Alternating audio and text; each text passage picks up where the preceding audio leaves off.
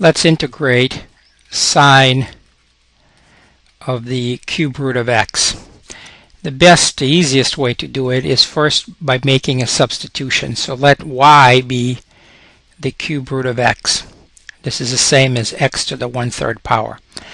Let's raise both sides to the third power. Y cubed becomes equal to x, and so 3y squared dy is going to be equal to dx. Now let's go back to the integral.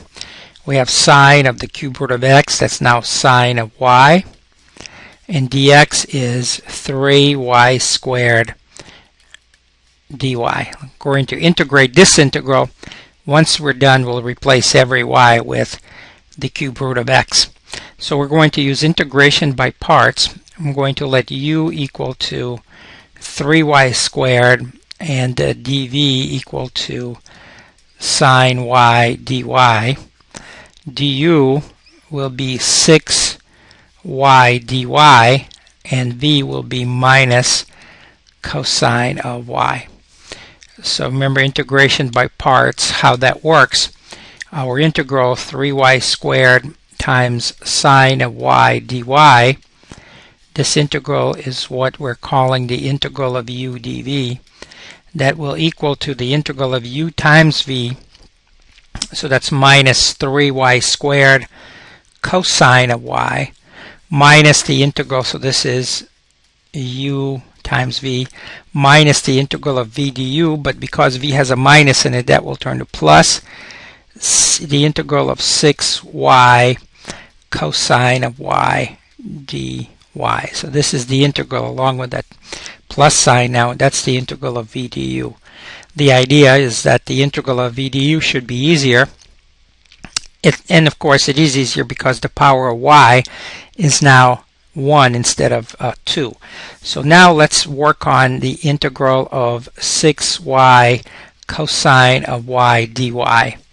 Also doing this by integration by parts, I'm going to let u equal to 6y and dv be cosine y dy.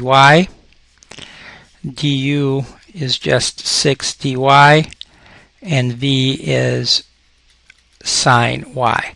So this integral now equals u, its u, 6y times its v sine y, minus the integral of its v du, which is 6 times the integral of sine y dy. Well, now that's a lot easier. We can handle that now. This is 6y sine y. The integral of sine is minus cosine, so it'll be plus 6 cosine y. Now we're going to substitute that right back into here. So let me write down everything we have so far. We had the original integral, which was 3y squared times sine y dy. That was the original integral right after the substitution.